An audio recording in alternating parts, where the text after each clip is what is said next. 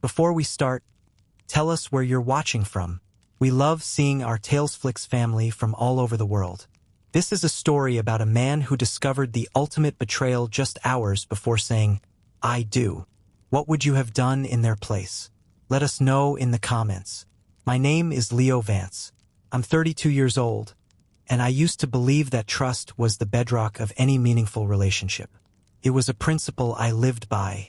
I worked as a senior project manager at a thriving software development company in downtown Denver, earning a solid six-figure salary that afforded me a comfortable life in a sleek LoDo condo. My life, from the outside, looked like a perfectly coded program running flawlessly. I was about to marry Amelia Reed, the woman I was convinced was my soulmate. And my relationship with my father, David Vance, was everything a son could ever hope for. He wasn't just my father. He was my hero, my mentor, the man who had taught me that a person's integrity was worth more than any amount of money in the bank. My father, David, was 60 years old, a highly respected real estate broker who had built an impeccable reputation over 3 decades in the competitive Denver market. He and my mother, Catherine, had been married for 35 years, and their partnership was the gold standard I measured everything against. David was the kind of man who still opened doors for my mother, whose handshake was his bond, and who had never, not once, missed a single one of my baseball games growing up.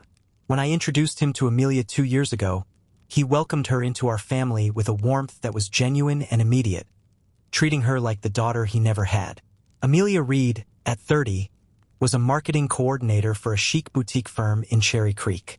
She was intelligent, beautiful, and shared my love for weekend hiking trips in the Rockies and spirited debates over the best craft breweries in the city. We met at a mutual friend's summer barbecue in 2022, and I knew within 3 months that this was it. She was the one. She fit into my family seamlessly. She and my mom, Catherine, would spend hours talking, and my father would often pull me aside after our Sunday dinners and tell me how lucky I was to have found such a wonderful woman. "Don't mess this up, son," he'd say with a grin. Everything was perfect. Our wedding was scheduled for a crisp Saturday in October at a beautiful historic chapel in the Highlands, with a reception to follow at the Denver Art Museum. The invitations were out to 150 of our closest friends and family. I had obsessed over every detail, from the curated bourbon bar to the live jazz trio. My best man was my college roommate, and Amelia's sister was her maid of honor. The rehearsal dinner was booked.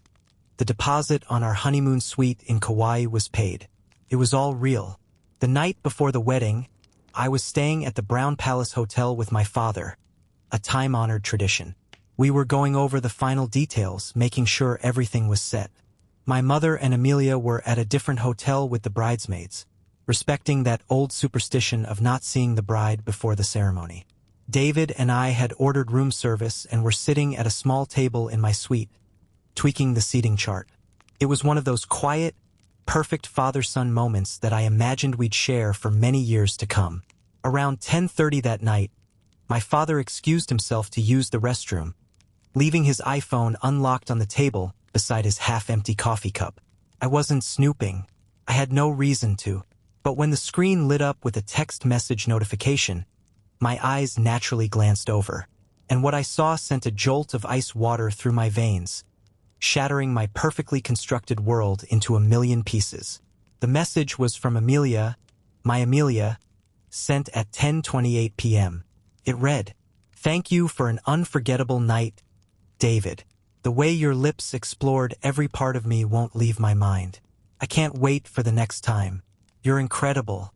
P.S. Our story will be our little secret." Attached to the message was a photo that left no room for doubt, no possibility of misinterpretation. It was a clear, intimate picture of the two of them, tangled together in what was obviously a hotel room, taken just the night before. My fiancé, and my father. In that single, sickening moment, my entire world collapsed. The woman I was supposed to pledge my life to in less than 12 hours had been sleeping with my own father. The man I had idolized my entire life, the pillar of integrity, had betrayed not only me, but my mother, who was at that very moment, probably helping Amelia with her dress, giddy with excitement for what she thought would be the happiest day of her son's life. I sat there, staring at the phone, feeling a strange sense of detachment, as if I were floating above my own body watching a movie. My hands were shaking, but my mind, trained to find logic in chaos, was surprisingly, chillingly clear. This wasn't a drunken mistake or a moment of weakness. The timestamp on the photo's metadata showed it was taken at 11:47 p.m. the previous night. That was when I was at my bachelor party, surrounded by friends, toasting to my future happiness, completely oblivious to the fact that my future was being systematically destroyed by the two people I loved most. When my father returned from the bathroom, smiling, I had already used my own phone to take several pictures of his screen. Years of working in software development had taught me the critical importance of documentation and secure backups.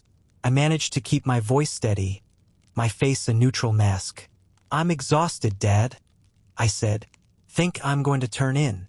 He patted my shoulder, his touch now feeling like a burn. "Get some rest, son," he said warmly. "Tomorrow's going to be the best day of your life." The irony was a physical weight so heavy I could barely breathe. After he left, I sat on the edge of the bed, the silence of the room roaring in my ears, and let the full, crushing weight of the betrayal sink in. The small, seemingly insignificant red flags I had ignored for months now flashed in my mind like warning sirens.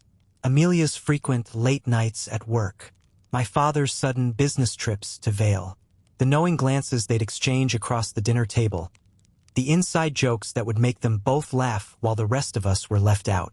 I had dismissed it all. I had trusted them. My entire job was to spot anomalies in code, to identify patterns that didn't belong. But in my own life, I had been blind to the most destructive bug in the system. This betrayal wasn't just about the physical act. It was about the calculated, long-term deception, the elaborate web of lies they had spun around me, the fact that they were going to let me stand at that altar, to speak those sacred vows, completely oblivious to the truth. But instead of screaming, instead of breaking things, instead of confronting them in a fit of rage, a cold, clear plan began to form in my mind. Project. The most important project of my life. I was going to let them think they had gotten away with it. I would let them walk into that church, faces full of fake sincerity, right up until the exact moment I would execute my plan and expose them in front of everyone who mattered to them. I spent the next 3 hours preparing my strategy with the precision of a seasoned project manager. First, I uploaded the photos from my father's phone to a secure cloud server. Then, I built a simple, clean web page to display the images and the damning text message thread. I generated a QR code that linked directly to this page and designed a small, elegant card to print it on.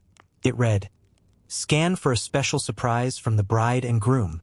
It looked professional, exactly the kind of modern, tech-savvy touch our guests would expect. Next, I called my attorney, a sharp, no-nonsense woman named Sarah. Even though it was nearly 2 a.m., she listened patiently as I laid out the situation and my plan. "Leo," she said, her voice a mix of professional calm and personal sympathy, "I am so sorry, but what you're planning is perfectly legal. It's your evidence and your wedding. The best revenge is simply the truth." She even offered to attend, positioning herself discreetly among the guests, just in case. I barely slept, but when the sun rose, I felt a strange, unnerving sense of calm. I showered, put on my custom tuxedo, and looked at the man in the mirror. He looked composed, dignified. Today would be the ultimate test of my ability to perform under pressure. At the church, the scene was idyllic. The flowers were perfect, the string quartet was playing, and the guests were filing in, their faces bright with happiness. My mother, Catherine, looked radiant, completely unaware that her world was about to be torn apart. My father was playing the role of the proud patriarch, shaking hands, a broad smile on his face. Then Amelia arrived, a vision in a stunning white gown, looking every bit the blushing bride. She kissed my cheek and whispered, "I can't wait to be your wife." The audacity of it was breathtaking. As we stood at the altar, I could see my father in the front row. He caught my eye and gave me a thumbs up, the same gesture of support he had given me my whole life. The hypocrisy was so profound it was almost surreal, but I held my composure. Everything was proceeding according to plan. During the opening prayers, my trusted wedding coordinator began to discreetly distribute the small QR code cards throughout the pews. I watched from the corner of my eye as the ripple effect began. My uncle scanned his, and his face shifted from curiosity to confusion to absolute horror. My cousin covered her mouth, her eyes wide. My boss went pale and showed the screen to his wife, who gasped. The evidence was spreading through the congregation like a digital virus. But the ceremony continued, a surreal play moving toward its inevitable climax. The moment finally arrived. The priest reached the part of the ceremony where he asks if anyone objects. If any person can show just cause why Leo and Amelia may not be joined together, let them speak now or forever hold their peace. The church was silent, but it was a new kind of silence, thick with tension. I stepped forward and gently took the microphone from the priest. "Yes," I said, my voice steady and clear, amplified through the church's speakers. "I have something to say." Amelia turned to me, and I saw the precise moment she realized her world was ending. Her eyes darted from my face to the shocked expressions of the guests. My father half rose from his seat, his face flushed with panic. My mother was now openly sobbing, her sister's arm around her. "I loved you, Amelia," I said, looking directly into her terrified eyes. "I loved you with everything I had. And Dad," I turned to him, "I looked up to you my entire life. You were my hero. You taught me about integrity." I let the words hang in the dead air. But the most intimate betrayal demands the most public price. Last night, I discovered that the two people I trusted most have been lying to me, betraying not just me, but my mother and everyone in this room. I gestured to the congregation. "The evidence is in your hands. This wedding is over." I dropped the microphone, turned, and walked down the aisle, my head held high. Behind me, chaos erupted, but I didn't look back. I walked out of that church and into the crisp October air, feeling a profound, unexpected sense of liberation. The aftermath was a storm, but I was the calm eye at its center. The story went viral. The professional consequences for Amelia and my father were swift and brutal. Her firm fired her. His real estate business, built on a foundation of trust, crumbled overnight as clients fled. My mother filed for divorce within 2 weeks. The financial fallout was minimal for me. Since we were never legally married, I was free. I took 2 weeks off work to decompress. My company was incredibly supportive. 3 months later, I accepted a job offer in Austin, Texas. I needed a fresh start, a new city where I wasn't the guy from the wedding. Before I left Denver, I had one final conversation with my father. He showed up at my condo, looking like a ghost of the man he once was. "I'm sorry, son," he whispered. "I destroyed everything." I looked at the man who had been my hero, and I felt nothing but a deep, aching pity. "I forgive you, Dad," I said, and I meant it. "Not for you, but for me. I have better things to do with my life than carry around your anger." 6 months later, I was settled in Austin. I had a new life, a challenging job, and I was even starting to date again, cautiously. I heard through my mother that Amelia had moved back home with her parents, and my father was working a menial job in the suburbs. The affair that had promised them some secret, thrilling life had ultimately destroyed them both. The betrayal that had felt like the end of the world had, in a strange way, been a new beginning. It had forced me to see the world, and the people in it with clearer eyes. It had hurt, more than I could ever put into words, but it hadn't broken me. It had made me stronger. Betrayal can change everything. What's the biggest lesson a painful experience like this has taught you? Share your wisdom in the comments below. Can you relate to this story? Drop a red heart if you've been there. We want to build a safe space for everyone to share. If the story touched you, please like and subscribe to Tales Flicks. Your like helps these stories reach someone who might need to hear they're not alone.